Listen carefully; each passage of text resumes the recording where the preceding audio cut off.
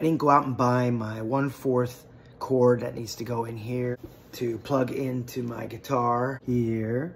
What you can do with the Spark app is you can look up any song. Even if the chords are too hard for you, you can just find a version of the song that's easier. Right now I'm working on a Stereophonics song. I'm doing the chord trainer. A lot of fun. You can play along with your favorite song.